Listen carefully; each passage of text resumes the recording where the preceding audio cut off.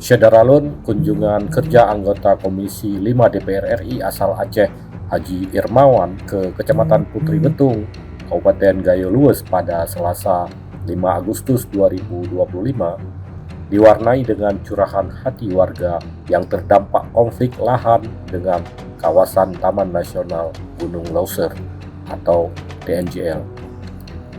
Kehadiran Irmawan disambut hangat namun penuh harap oleh masyarakat. Mereka mengadu kepada Irmawan karena kampung tempat mereka dilahirkan dan dibesarkan telah diklaim masuk kawasan konservasi Taman Nasional Gunung Leuser.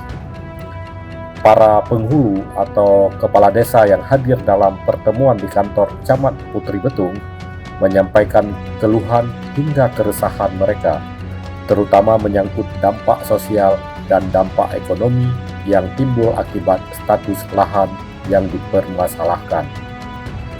Para penghulu ini menyampaikan keresahan mereka terjadi setelah pihak TNGL memasang plan penertiban kawasan hutan berdasarkan Perpres nomor 5 tahun 2025.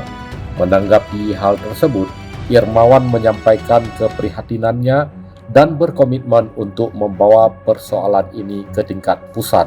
Camat Putri Betung, Muhammad John kepada Serambi News mengatakan ada 5 desa di wilayahnya yang diklaim masuk dalam wilayah Taman Nasional Gunung Leuser. Kelima desa tersebut adalah Pungki Jaya, Ramung Musara, Melowak Sepakat, Melowak Ai Hilang, dan Singgah Mule.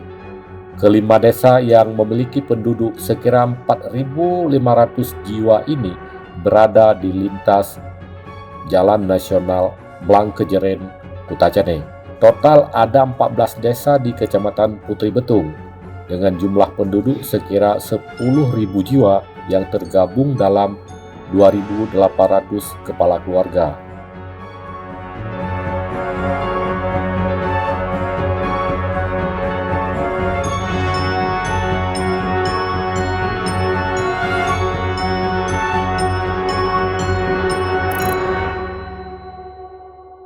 Download Tribun X sekarang, menghadirkan lokal menjadi Indonesia.